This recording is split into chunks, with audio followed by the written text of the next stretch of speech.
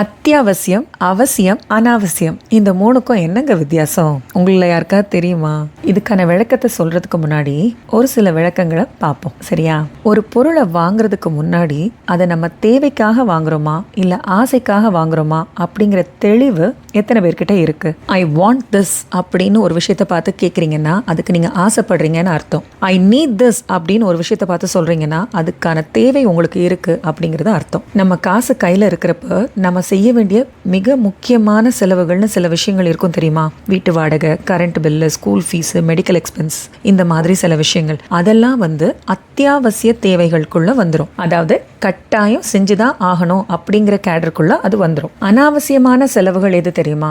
இருக்கிற சேலையே திருப்பி வாங்குறது, புதுசா ஒரு பிராண்ட் அப்டேட் ஆயிடுச்சு அப்படிங்கிறதுக்காக கையில் இருக்க போனை கொடுத்துட்டு வேற போன் திரும்ப வாங்குறது, நல்லா இருக்கிற வண்டியை கொடுத்துட்டு புது மாடல் வண்டி வாங்குறது, இந்த மாதிரி தேவையில்லாம பண்ற செலவுகள் அனாவசியமான செலவுகள் அப்படிங்கிற லிஸ்ட்ல வந்துடும். கட்டாயம் வேணும் ஆனால் இப்போ அவசரம் இல்லை, கையில் காசு வர்றப்ப வாங்கிக்கலாம் அப்படின்னு பெண்டிங் போடுவோம் பாருங்க. அந்த மாதிரி சில செலவுகள் இருக்கு இல்லையா, அது அவசியமான செலவுகள் ஆனால் அவசரம் இல்லை. இப்படி 3 விதமாக உங்களோட ஃபைனான்ஷியல் ப்ரையாரிட்டிஸை செட் பண்ணிக்கோங்க. அப்போதான் என்ன செலவு பண்ணுறோம் அப்படிங்கிறத தெரிஞ்சு செய்வோம். அப்போதான் சேவிங்ஸ்க்குன்னு நம்ம செட் பண்ணி வச்சிருக்க கோலை அச்சீவ் பண்ண முடியும். அது என்ன சேவிங்ஸ்க்கான கோல் அப்படின்னு கேட்டிங்கன்னா, சும்மா நான் காசு சேர்த்து வைக்கணும், நான் நிறைய சம்பாதிக்கணும், நான் நிறைய மிச்சம் பிடிக்கணும்னு நினச்சிக்கிட்டே இருந்தீங்கன்னா நடக்காது.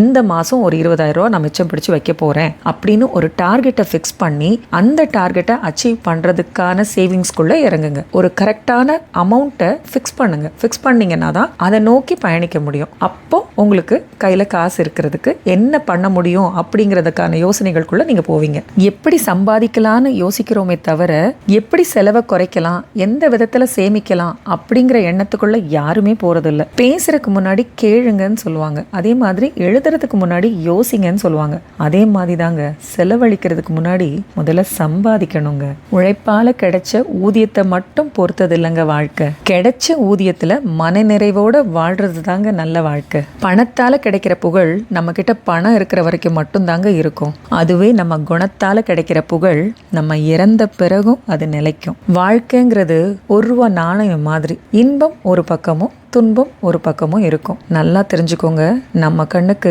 ஒரு நேரத்துக்கு ஒன்று தான் தெரியும், அதோட மறுபக்கம் அதனோட வாய்ப்புக்காக காத்துட்டு இருக்குன்னு அர்த்தம். பணம் சம்பாதிக்கிறது குண்டூசியில பள்ளம் தோன்ற மாதிரி, அதுவே செலவழிக்கிறது குண்டூசியால பலூனை குத்துற மாதிரி. இருந்தாலும் என்ன செய்ய, பணம் இருக்கிறவனை தூங்க விடாது, இல்லாதவனை வாழ விடாது. பட் அது நமக்கு அவசியம் இல்லை.